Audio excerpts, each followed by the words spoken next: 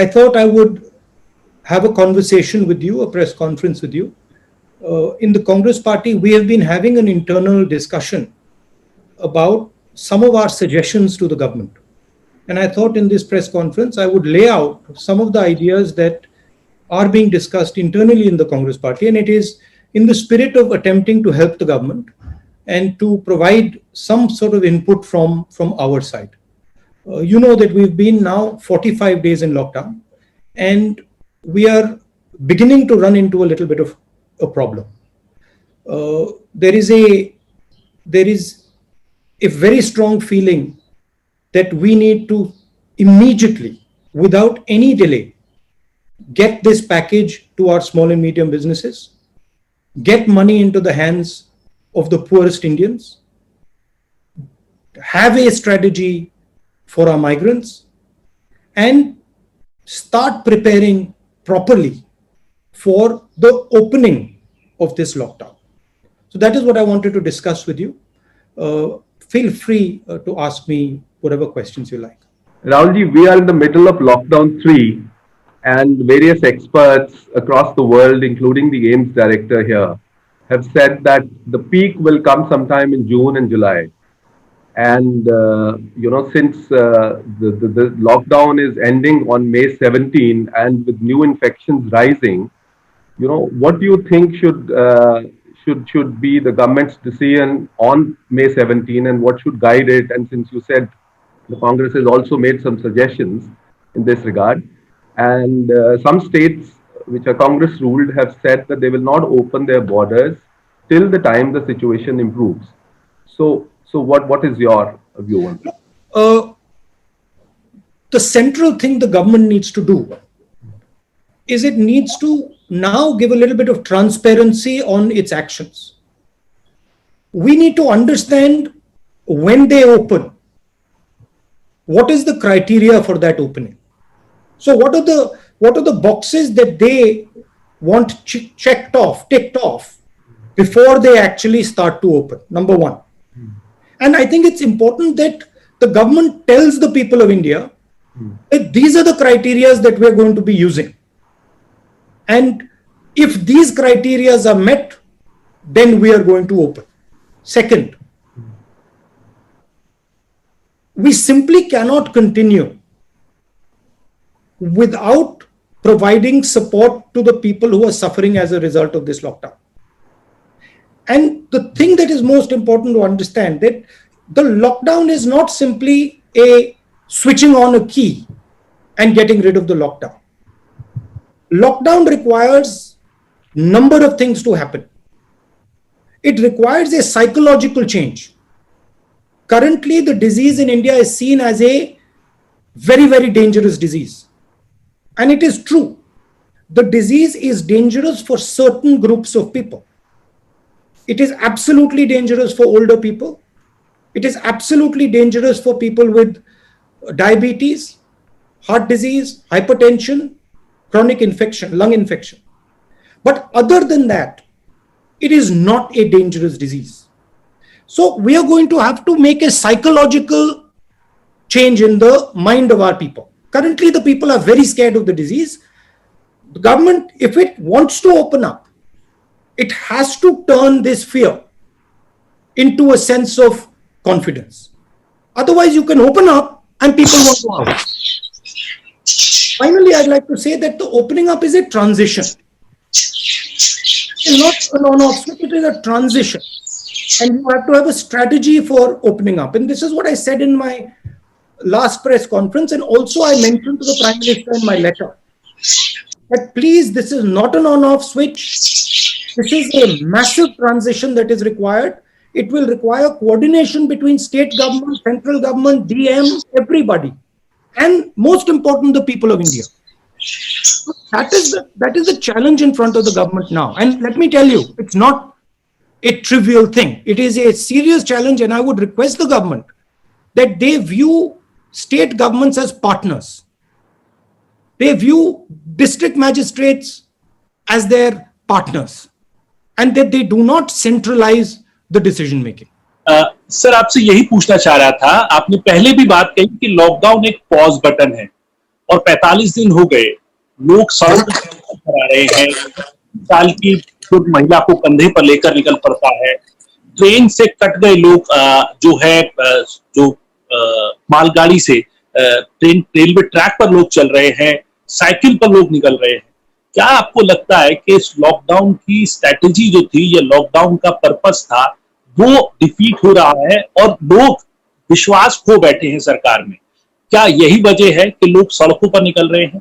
पहला सवाल मेरा। दूसरा सवाल ये कि आपने एक सीरीज शुरू करी है जहां पे आप तमाम एक्सपर्ट से बात कर रहे हैं, उसका पर्पस क्या आप रखने वाले हैं और किस तरीके से उसको, जो सजेशंस या जो फीडबैक आपको मिल रहा है, उसको कहाँ रखें? शुक्रिया sir. Can I also ask Rajdeep ji, because they are related questions, sir? Why don't you give Rajdeep like his own space? Let me answer that. Rajdeep can have his own. Sure. देखिए, ये criticise करने का time नहीं है और मैं criticise नहीं करूंगा। जो जिस सिचुएशन में हम अब हैं, उस सिचुएशन से हमें आगे बढ़ना है और निकलना है एक प्रकार से। लॉकडाउन हुआ नहीं हुआ वो सब ठीक है, उसकी जगह है, वो हो गया है, वो पास्ट में है, मगर अब खोलने की स्ट्रैटेजी की जरूरत है। दो तीन इस पे मैं आपको न्यूआंस बता देता हूं। आप किसी भी बिजनेस वाले से पूछें तो वो आपको बताएंगे कि जो हमारी सप्लाई चेन है वो red, yellow and green, red orange and green system के बीच में से निकलती है। तो रेड ऑरेंज एंड ग्रीन का जो हेल्थ केयर वाला सिस्टम है और इकोनॉमिक जो सप्लाई चेन है उसमें क्लैश है। तो उनका कहना है कि ये दोनों चीजों को रिजॉल्व करने की जरूरत है। हमने पहले भी कहा कि पैसे की जरूरत आज है, माइग्रेंट्स को पैसा आज देना है, सपोर्ट आज देना है, गरीब लोगों को आज पैसा देना है, और जो स्मॉल एंड मीडियम इंडस्ट्रीज हैं उनको आज मदद करनी है, कल नहीं, परसों नहीं, आज। क्योंकि अगर हमने आज नहीं मदद की तो जो जॉब लॉसेस हो रही हैं वो सुनामी बन जाएंगी। तो उसको हमें उनको कॉन्फिडेंस देना है, उनको प्रोटेक्ट करना है। तो पहले सवाल का जवाब यह है कि एक स्ट्रेटेजी निकालनी है, तरीका निकालना है, रास्ता निकालना है, और उसमें कांग्रेस पार्टी मदद करने के लिए तैयार है। क्योंकि हमारे भी स्टेट्स हैं, हमारे पास भी काफी लोग हैं जो इन चीजों को समझते हैं, इकोनॉमिक्स को समझते हैं, और स्पिरिट यही है प्रेस कॉन्फ्रेंस का। आपका दूसरा सवाल, ये जो मेरे कॉन्वर्सेशंस हैं, देखिए नॉर्मली मैं काफी लोगों से बातचीत करता हूं नॉर्मल कोर्स में, और उनमें से काफी लोगों के जो कॉन्वर्सेशंस होते हैं काफी इंटरेस्टिंग होते हैं। तो मैंने सोचा कि एक झलक मैं उन कॉन्वर्सेशंस को हिंदुस्तान की जनता को, लोगों को, बाकी लोगों को भी दिखा दूं। वही बेसिक आइडिया था कि जो एक्सपर्ट से बातचीत हो रही है, जो मुझे सीखने को मिल रहा है, समझने को मिल रहा है, मैं थोड़ा सा वो दूसरे लोगों को भी दिखा दूं। बाकी उसके पीछे कोई स्ट्रेटेजी नहीं है। Mr. Gandhi, first of all, we all appreciate you doing these conversations because they help in building an engagement with the press community. So thank you very much and stay well. My question is linked to what happened this morning in Aurangabad. Early this morning, as you know, 15 workers were crushed to death in a train incident. This is, part of an ongoing tragedy, unfolding tragedy of migrant labor, Mr. Gandhi. In Karnataka, yesterday, the government did a U-turn. First said no trains will be allowed, eventually allowed trains even as the workers were walking. Even as we speak, several workers are still walking hundreds of kilometers home. Do you think the time has come for a national migrant labor policy? And does that involve cash transfers that you are talking about right away, or something more long term? Because the Odisha High Court today, for example, has said they will not allow migrant workers to come into Odisha unless they are shown to be COVID negative. Do you believe this has to go beyond COVID? And in the immediate, would you want trains across the country as the first step, and then a national long-term migrant labor policy? And what would that involve, Mr. Gandhi? Look, there are pushes and pulls with regards to the migrant labor. First broad thing that we are saying is take the idea of Nyay and start putting money directly into 50% of India's poor households. Just without thinking of it, just start doing that. It's not going to cost so much. 65,000 crores is what it's going to cost. And it will completely transform the way people are thinking about this current situation, their current situation. Because we have to understand, if you are on daily wages, you do not have choices. You simply do not have a choice. So we have to give them a choice. That's point number one. Point number two is the transfer of migrants. I am not an expert on this. So I'm not going to sit and opine what I think about trains. But what I do think is that a conversation between states has to happen. And these decisions have to be made with empathy towards migrants, with thinking about their rights, so not crushing their rights, but they have to happen between states, and the center has to oversee them. The pain has to be reduced, absolutely. So you're saying the minimum income right away, Mr. Gandhi? Am I correct? I'm saying that we are in an emergency. We require absolutely the idea of Nike. Call it whatever you want. Call it something else. Call it Pradhan Mantri Yojana, whatever you want to do. But the idea of injecting immediately 7,500 rupees directly into 50% of Indian households is critical, and it's not such a big price. Second, the idea that we can simply let our job creators drown. This is not feasible. We have to protect them. We have to make sure that we give them a wage protection scheme, 1 lakh crore wage protection scheme, and 1 lakh crore credit guarantee scheme to MSMEs. And then we have to give them 6-month interest subsidy. So we have to build a wall for them so that they can fight what is coming. We have to give them we have to build a financial support behind them. Look, it is pretty clear that a lot of these companies are going to go down. If we do not do anything, massive number of them are going to go down. So we have to ensure that we build a wall and we protect as many of them as possible. Now, there's another thing here, which is something important, that when we think about India's business system, we cannot simply say MSMEs, and not big business, because there is a link between big business and MSMEs. Most of the stuff the MSMEs supply goes to big business. So if your big business isn't firing, your MSMEs can't fire.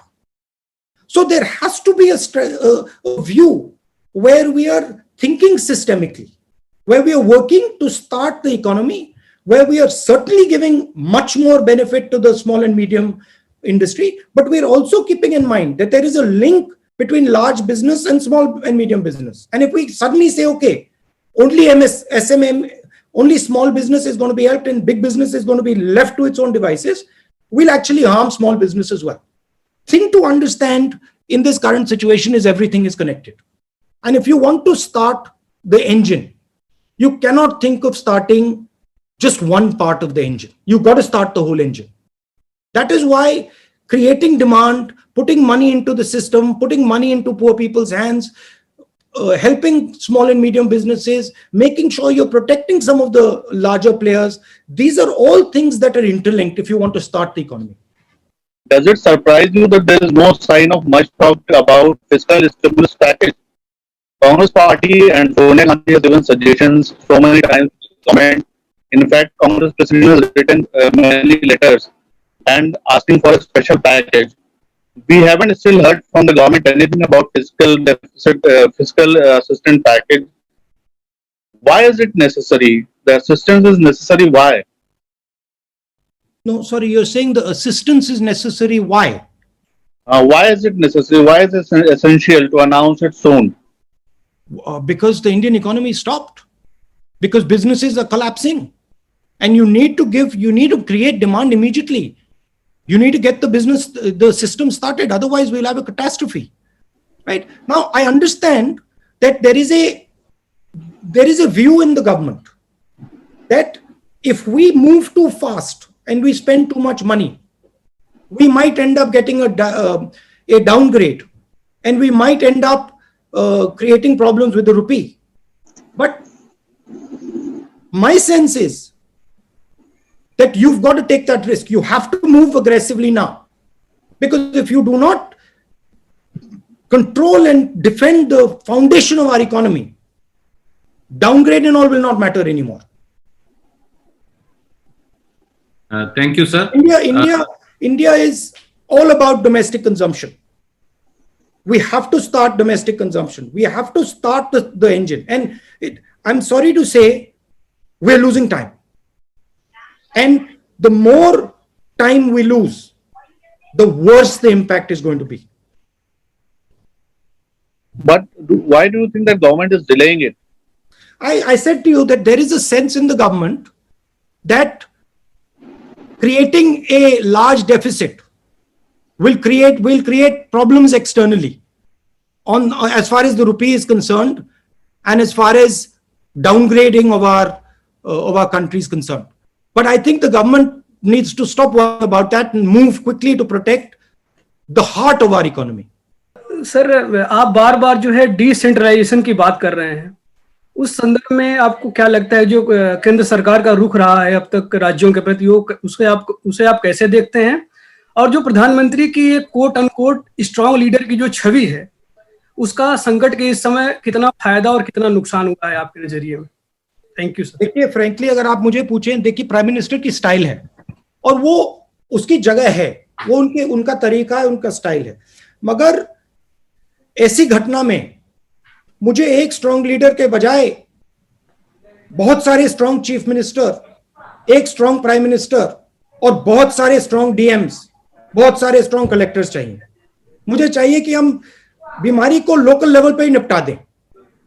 Her level पे बीमारी के सामने एक strong हिंदुस्तानी leader खड़ा हो, चाहे वो DM हो, चाहे वो किसान हो। मगर मैं उनकी स्टाइल है, वो अलग है, वो ठीक है। मैं आपको छोटा सा उदाहरण देता हूं। ये जो जोन्स बने हैं, रेड, ऑरेंज, ग्रीन, ये नेशनल लेवल से बने हैं। ये जोन्स स्टेट लेवल पे बनने चाहिए। हमारे स्टेट के चीफ मिनिस्टर्स हमें कह रहे हैं कि नेशनल लेवल पे जो रेड जोन है वो एक्चुअली ग्रीन जोन है, और जो ग्रीन जोन है वो एक्चुअली रेड जोन है। तो इंफॉर्मेशन स्टेट लेवल लीडर्स के पास है। तो जरूरी है कि जो हमारे जोन्स बन रहे हैं, छोटा सा उदाहरण दिया है, जो हमारे जोन्स बन रहे हैं वो एक्चुअली डीएम और चीफ मिनिस्टर के बेसिस पे बनने चाहिए। डीएम के पास इंफॉर्मेशन है, चीफ मिनिस्टर के पास इंफॉर्मेशन है, दिल्ली में ये इंफॉर्मेशन नहीं है। छोटा सा उदाहरण दिया। पीएम किसान सम्मान निधि योजना को लेकर 8 करोड़ किसानों के खातों में पैसा डालने की प्रधानमंत्री नरेंद्र मोदी जी ने 23 मार्च को घोषणा की थी।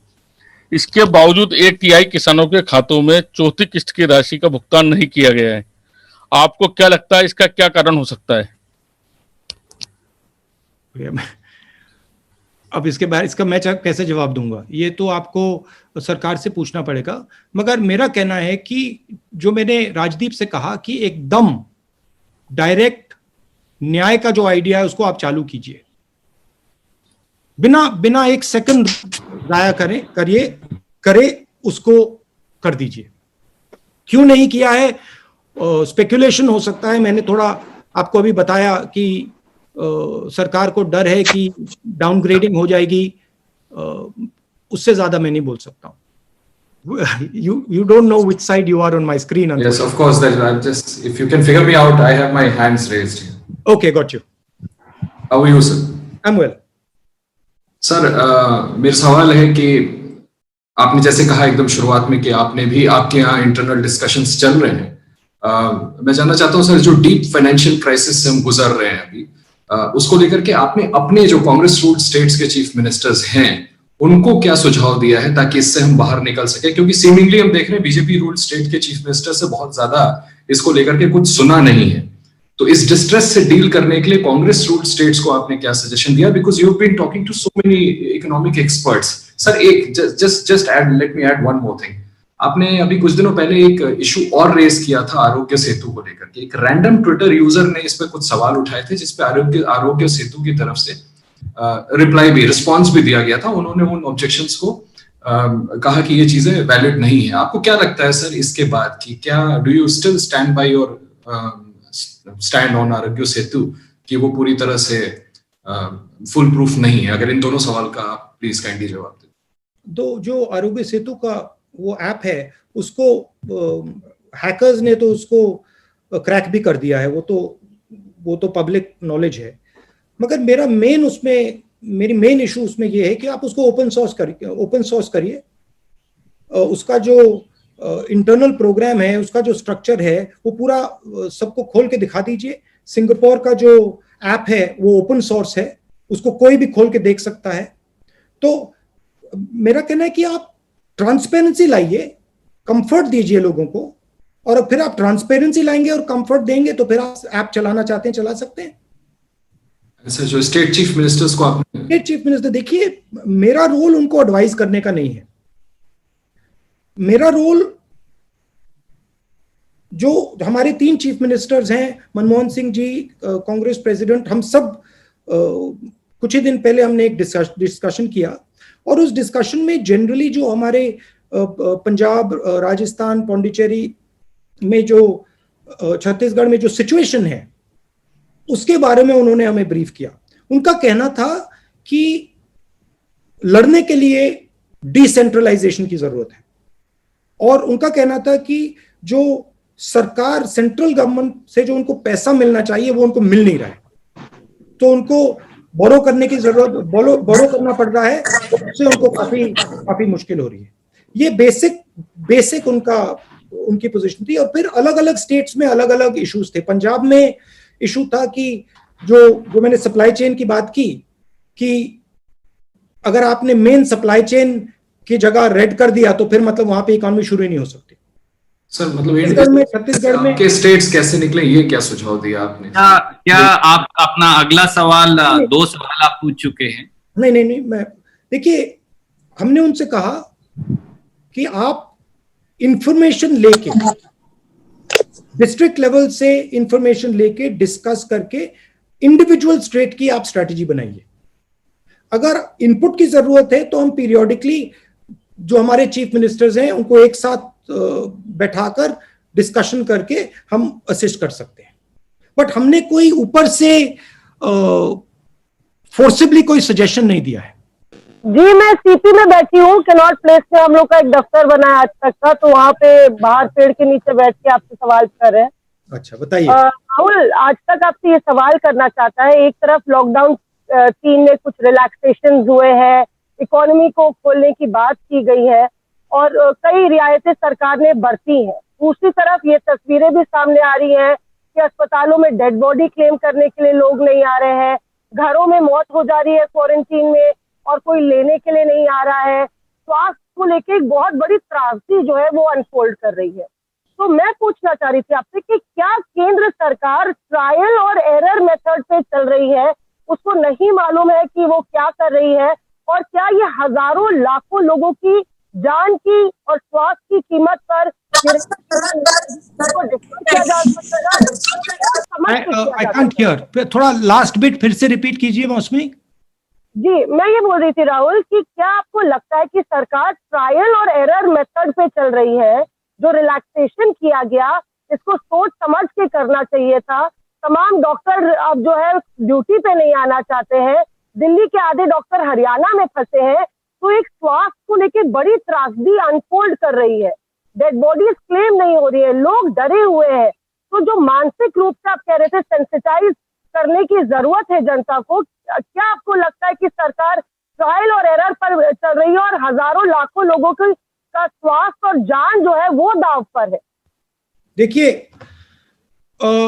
अगर फेयरली बात बोली जाए तो जिस सिचुएशन में आज हिंदुस्तान है, नॉर्मल सिचुएशन नहीं है।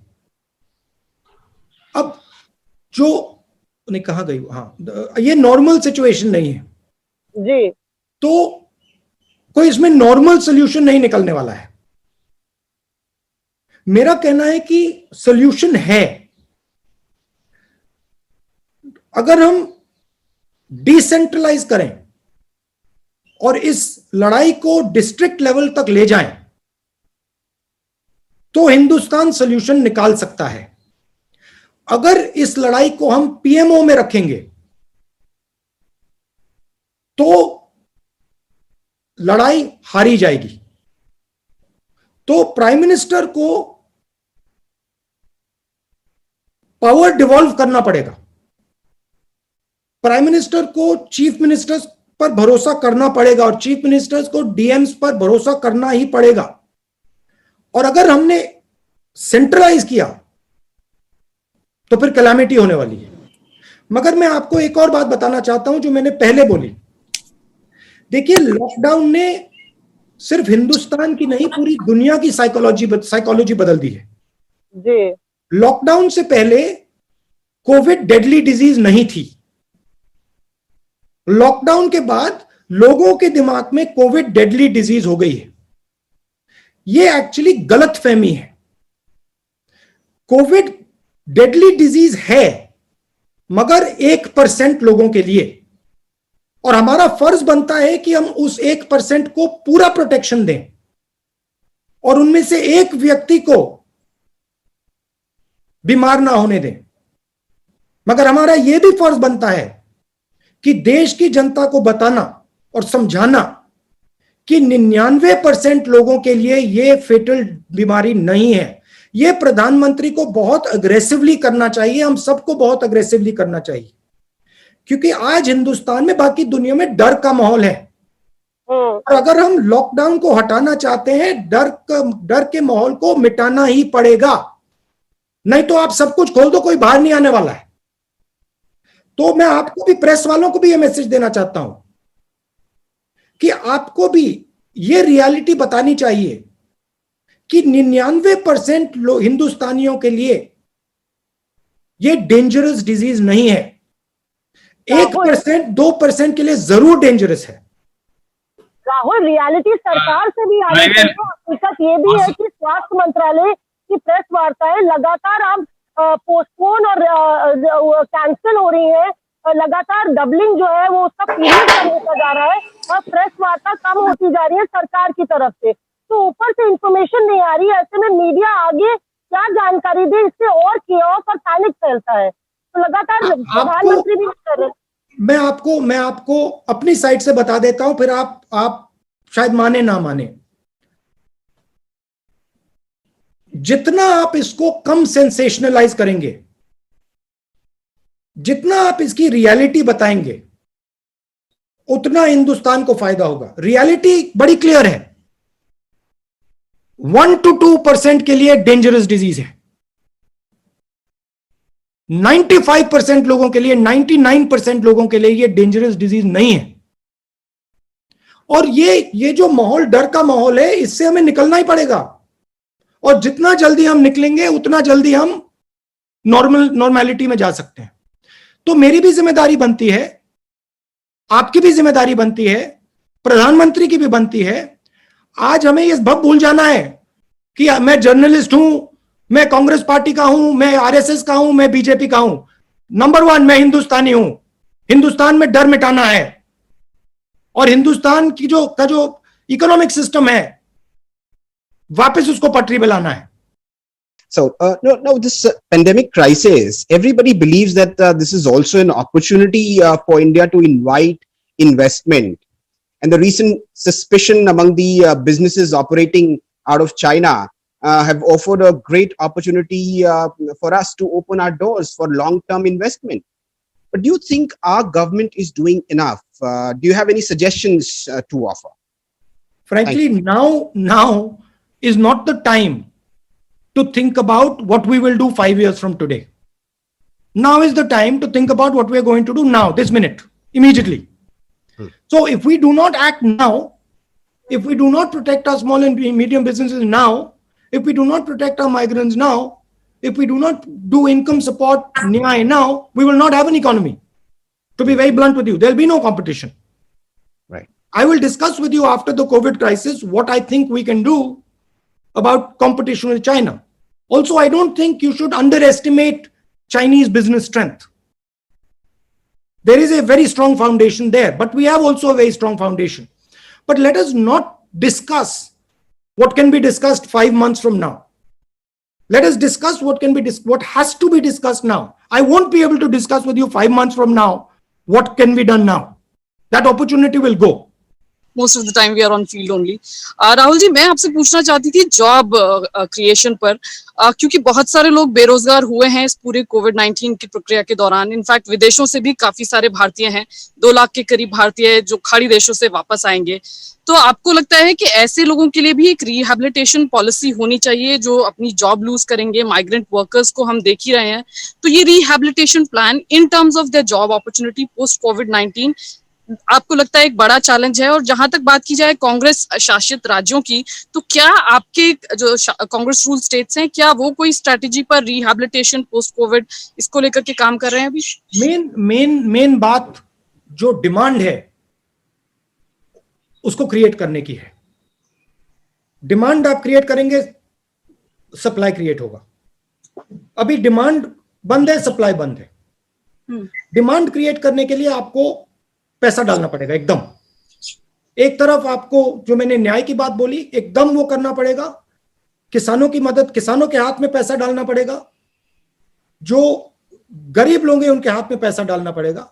और जो हमारा सबसे बड़ा जॉब क्रिएटर है, स्मॉल मीडियम इंडस्ट्री, उसको फाइनेंशियली प्रोटेक्ट करना पड़ेगा.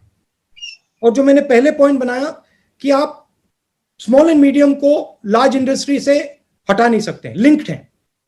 तो आपको सिलेक्टिवली जो हमारी लार्ज इंडस्ट्रीज हैं उनको भी प्रोटेक्ट करना पड़ेगा. जॉब क्रिएशन जब होगा जब स्मॉल एंड मीडियम इंडस्ट्रीज में कॉन्फिडेंस आएगी और इंजन स्टार्ट होगा. और आखिरी बात जो मैंने दोहराई, अगर डर का माहौल नहीं हटा तो लॉकडाउन नहीं हटने वाला है. तो एक्टिवली डर के माहौल को चैलेंज करना है. आपको भी करना है, मुझे भी करना है, पीएम को भी करना है, मिलकर करना है. लेकिन राहुल जी, आपको लगता नहीं कि डर के माहौल को चैलेंज करने के कुछ रेपरकशन भी हो सकते हैं? लोग शायद बहुत लाइटली लेने लग जाएं चीजों को. नहीं, लाइटली नहीं लेना है, रियलिटी बतानी है. रियलिटी है कि डिजीज 1 to 2% के लिए बहुत डेंजरस है. ये रियलिटी है, सच्चाई है.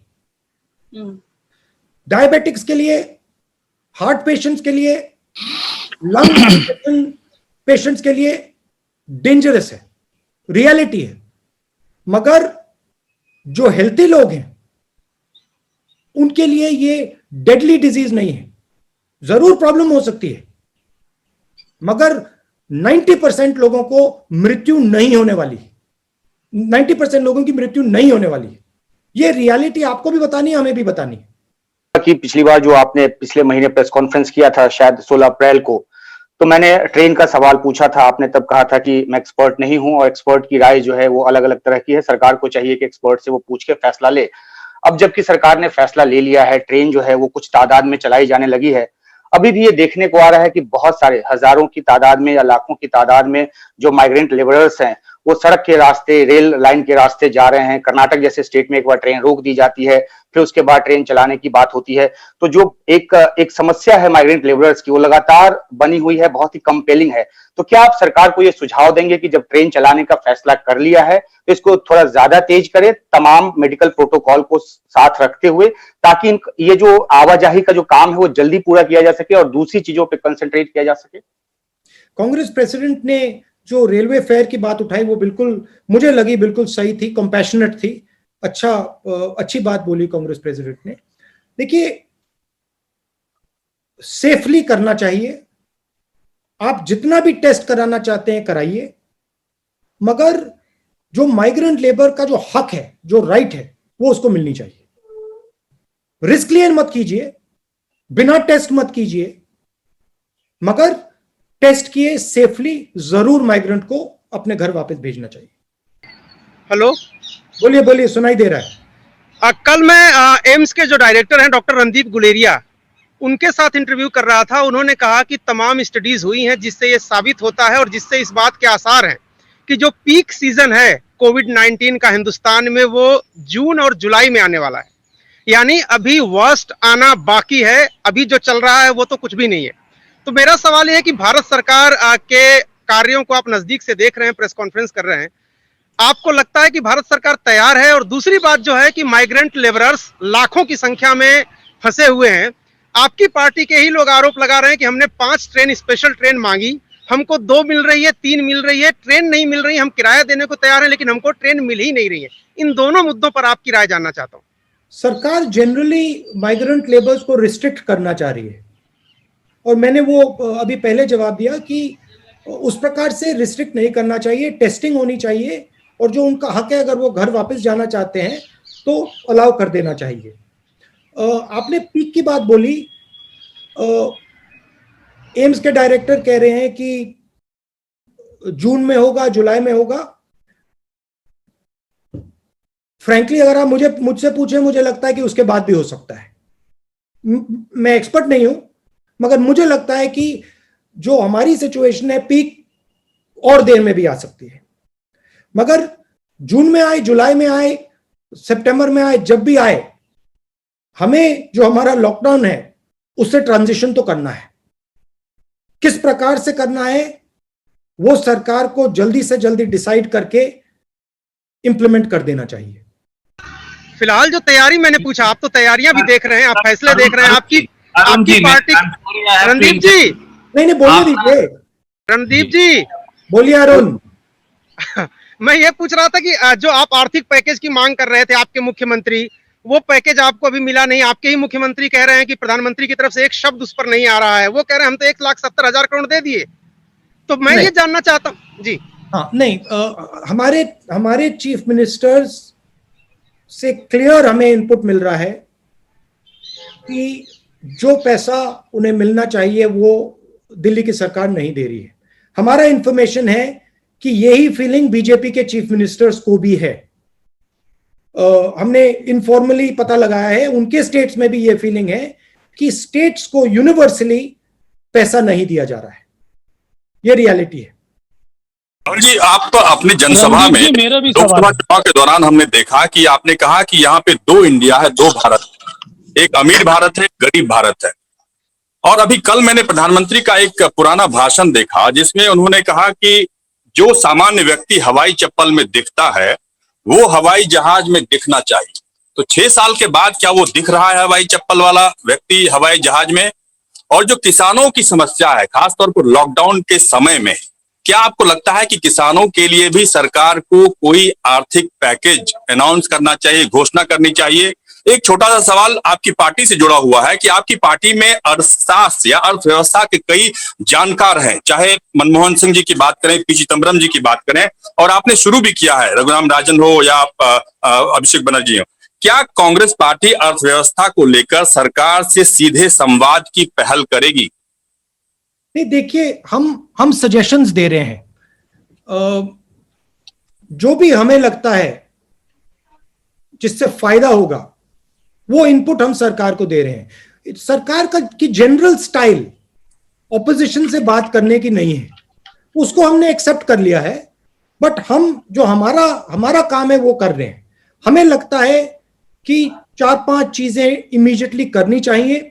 मैंने पिछले प्रेस कॉन्फ्रेंस में भी बोला, इस वाले में भी बोल रहा हूं कि पैकेज की जरूरत है, एकदम कीजिए। हमने एमएसएमईज के बारे में क्लियर फ्रेमवर्क बनाया है, इनकम सपोर्ट का क्लियर फ्रेमवर्क बनाया है। एक और सजेशन, मनरेगा को आप 200 दिन का कीजिए, ये भी हमने सजेशन दिया है। तो हम अपना काम करते जा रहे हैं। देखिए, 2 हिंदुस्तान हैं, और जरूर जो कोविड का असर है जरूर गरीब हिंदुस्तान को ज्यादा लग रहा है, जरूर। और इसीलिए सरकार को जो हमारे गरीब लोग हैं, जो हमारे किसान हैं, जो हमारे मजदूर हैं, उनके खाते में एकदम पैसा डालना चाहिए। मेरा सवाल ये है कि लगातार अर्थव्यवस्था को लेकर आप चर्चा भी कर रहे हैं और अर्थव्यवस्था को पटरी पे लाना बहुत जरूरी है। प्रधानमंत्री नरेंद्र मोदी खासतौर पर पीएम केयर फंड में पैसा इकट्ठा हो रहा है, बड़े बड़े सेलिब्रिटीज ने पैसा दिया है, आम लोगों ने पैसा उसमें दिया है। उसमें कितना पैसा अब तक खर्च हुआ, क्या कांग्रेस पार्टी इसकी डिमांड करती है, पूछेगी कि कितना पैसा इकट्ठा हुआ, कितना खर्च हुआ? और एक और सवाल छोटा सा इससे जुड़ा हुआ है कि लगातार आप लोग जो कह रहे हैं कि जो रेलवे का किराया है उसको लेकर आपकी जो संगठन है राज्यों की, वो लोगों की मदद कर रही है, चाहे अमेठी की बात हो, उत्तर प्रदेश की बात हो या दूसरे राज्यों की बात हो। लेकिन सरकार का कहना है और भारतीय जनता पार्टी का कहना है कि कांग्रेस राजनीति कर रही है, वो मदद नहीं कर रही है। नहीं, देखिए, ये आप मेरा प्रेस कॉन्फ्रेंस देखिए, इसमें मैंने कोई राजनीतिक आक्रमण नहीं किया। मैंने कोई आपने मुझसे पूछा, आपने मुझे बहुत सारी अपॉर्चुनिटीज दी, मैंने एक भी अपॉर्चुनिटी नहीं ली, क्योंकि मैं जानता हूं और समझता हूं कि ये टाइम नहीं है। ये टाइम मदद का है, फ्रैंकली बताऊं। हिंदुस्तान की जनता को दर्द हो रहा है, हमें उनके साथ खड़ा होना है, वो काम हम कर रहे हैं। आपका दूसरा सवाल क्या था? वो पीएम फंड। देखिए, जो मैंने कोविड ऐप के बारे में बोला वही पीएम फंड के बारे में बोल रहा हूं। उसकी ऑडिटिंग होनी चाहिए, क्लियर होना चाहिए किसने पैसा दिया, कितना पैसा दिया और किसको दिया। आप क्लियर कर दीजिए, ऑडिट कर दीजिए, कोई प्रॉब्लम नहीं। Thank you so much. Okay, Rahul, I'm just going back to what Captain Amrinder Singh said a few days back. He said people sitting in Delhi cannot decide what the zones are, cannot dictate the policy. So, two quick questions over here. One, do you think there's a complete centralization as far as the policies and lockdowns are being decided? That's one. Second, Uttar Pradesh followed by Madhya Pradesh is coming out with these ordinances on labor laws, which means most of the labor's rights will be taken away because there's this worry that they're going back home and we don't have enough people to do work. So your quick reactions on these two. Centralization, you think? And second, of course, on the labor. One is the truth is that people are very scared. And it is the right of people to be scared. If somebody is scared of a situation, you cannot just say, I'm not going to care about that. So reducing the fear that is rampant is critical. It is very, very important. And it is the right of workers, right of every Indian to go where he wants, go back home. And it is the duty of the government not to bully them, but to make it easy for them as long as safety is maintained to go back home. I think that is important. Amrinder Singh ji is very concerned because some of the zones that they have made red are actually not red. And some of the zones that they have made green are actually red. Because the information at the center is wrong. So he's actually worried about that. Because when you are centralizing the decision on the zones, you're making mistakes. And then that is helping spread the disease. That is why it is very, very important that the zones are decided by the districts and by the chief ministers. So you think the states are not being taken on board? The centers deciding everything? Randeep जी, बिलाल बोल रहा हूँ, मेरा भी एक सवाल है sir. एक second Pallavi, the list is being compiled at the center and told to the states. This is a very serious problem. The list needs to be created by the state. PMs need to say, the disease is in a dangerous place. I want to make it a red zone. And then the chief minister has to decide that. It cannot be decided top down. It is actually taking us backwards in the fight. Rahul ji, मेरा सवाल interlinked है। पहला सवाल यह है कि कृषि क्षेत्र को लेकर के सरकार ने अभी तक कोई स्पेशल पैकेज की घोषणा नहीं किया है। अगर जो कोविड का सिचुएशन है उसमें जो दिखाई दे रहा है वो हमारा कृषि सेक्टर ही शायद देश की इकोनॉमी को बचाएगा। दूसरा इसी से रिलेटेड सवाल है कि जो माइग्रेंट लेबर्स हैं, माइग्रेंट लेबर्स को कई स्टेट जैसे कर्नाटक, गुजरात और कुछ और स्टेट्स ने जबरदस्ती रोकने की कोशिश की है। एक आजाद देश में उत्तर प्रदेश, बिहार और झारखंड के मजदूरों को जानवर की स्थिति में वहां रखने का शेल्टर का इंतजाम है और सरकारें बिल्डर लॉबी या दूसरी लॉबी के दबाव में वहां उनको रोक रही हैं, आने नहीं दे रही हैं। इन दोनों सवालों पे मैं आपसे चाहूंगा कि कांग्रेस पार्टी का नजरिया क्या है। ये जो माइग्रेंट लेबर है, डेली वेज लेबर है, इनको रोकना बिल्कुल गलत है, इनह्यूमन है।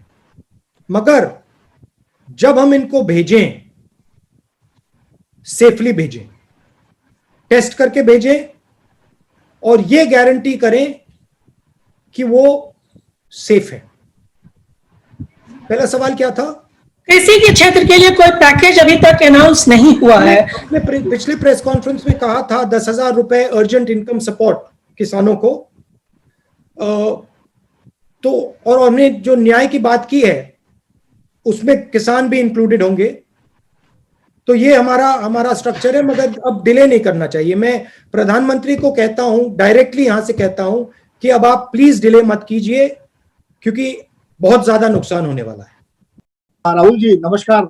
मेरा सवाल ये है कि कोविड के नाम पर सरकारों को बहुत ज्यादा इमरजेंसी अधिकार मिल गए हैं और लोगों के डेमोक्रेटिक राइट्स और लेबर राइट्स को जो है कंट्रोल किया जा रहा है।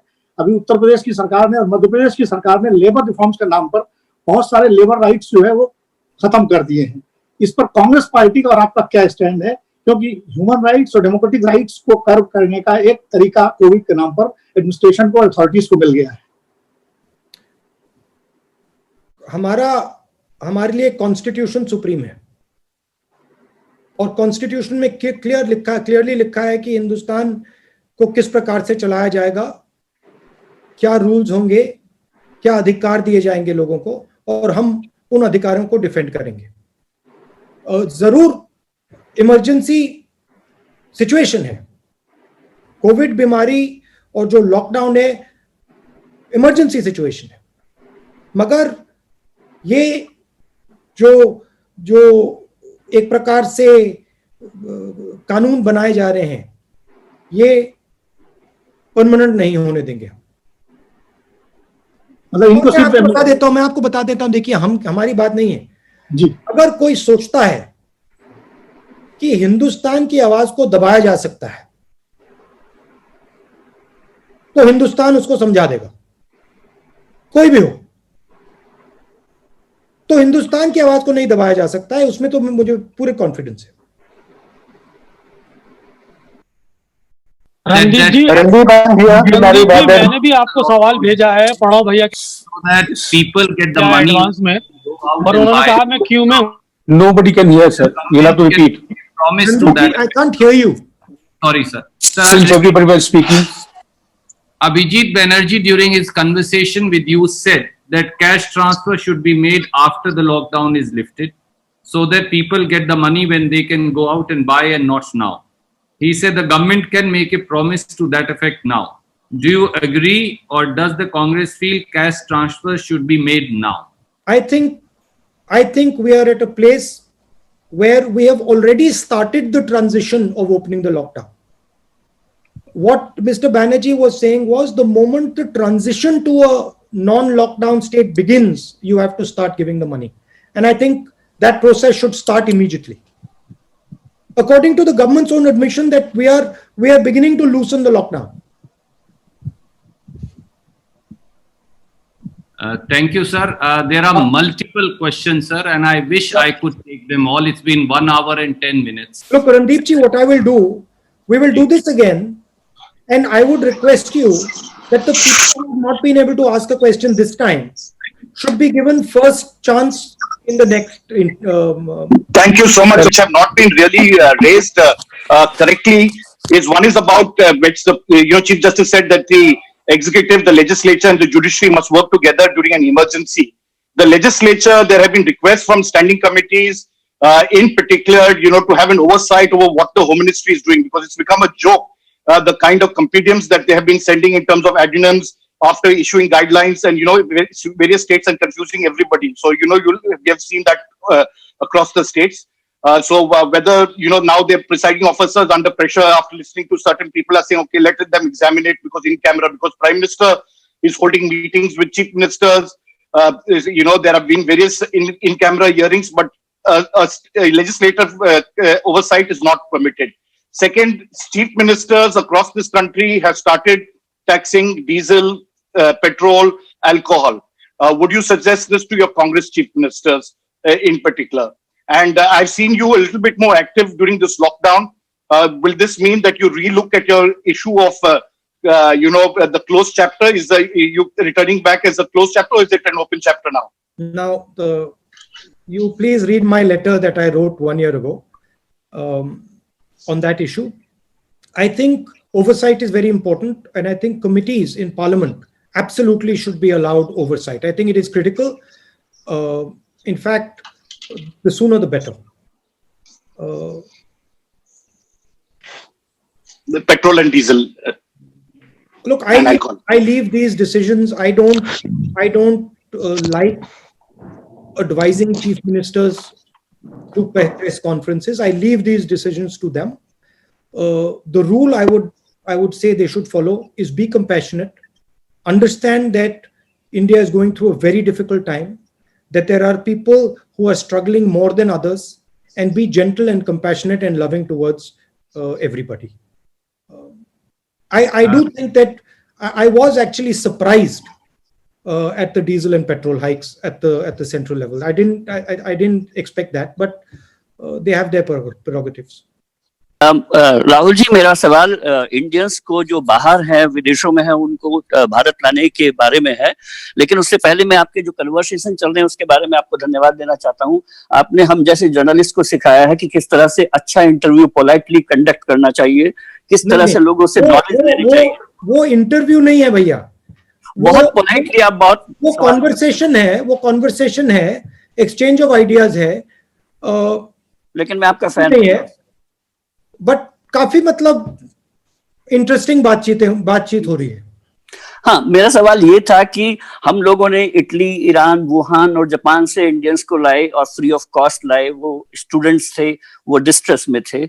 लेकिन जब खाड़ी देशों से मजदूरों को लाने की बात हुई, कामगारों को लाने की बात हुई, तो उनसे भारत सरकार चार्ज ले रही है। ये कहाँ तक उचित है? गलत है। सब हिंदुस्तानी एक हैं, सबको एक ही ट्रीटमेंट मिलना चाहिए। और अगर हम लोगों को ट्रांसफर करने की बात करते हैं इस सिचुएशन में, सिर्फ हमें एक चीज चेक करनी है कि वो मेडिकली चेक्ड हैं, हाँ या ना। अगर मेडिकली चेक्ड हैं, सेफ हैं, तो उनको ट्रांसफर करने की कोई प्रॉब्लम नहीं। One was your opinion on a comprehensive agriculture package, and the second part of the question, sir, was how a top-down strategy is not working, and the strategy really needs to come from the district, state, and then to the center, and not vice versa. Yeah, the bulk of the fight is going to happen at the district and the state level. But that is not to say that there is no role for the center. Center absolutely has a role, but there is a division of labor. Center should not be deciding zones. District magistrates and chief ministers should be deciding zones based on input from the ground, for example. But that is not to say that there is no place for the center. The center absolutely has to think about national strategy, but center must not get into the local fight against the disease. And I think if there is a observation that I can make, the current fight is too centralized. It needs to become more decentralized. Prime Minister has to, in my view, do 2 or 3 things. Number one, reduce the fear of the Indian public. That's job number one. Make India believe that, look, yes, it is a scary disease. Yes, it is scary for a certain amount of people, but it is also not a deadly disease for many people. Number two, start talking with the chief ministers, not talking as the boss, but talking as a colleague, talking as someone who's helping them. Forget about Congress ruled states, BJP ruled states, CPIM, forget about all that. They're all Indian chief ministers, and they should all be working together with the Prime Minister. I would, if I was to advise Prime Minister, even though it's not my place, definitely, once in 2-3 days, a call to every single chief minister. That would be very important. And a partnership type of call. Thank you. Rahul ji, चलते एक सवाल पूछने अगर आपकी जाए। Finally, other advice, which has been the thrust of this press conference. Put money into our people's hands immediately. Don't dilly-dally. Put money immediately into our people's hands. Don't worry about it. Our people are solid people. They will turn this thing around if you give them the opportunity. Thank you very much. Thank you, sir. Thank you, Namaskar. thank you, Rahul. Thank you. Stay safe. Thank you, sir. हाँ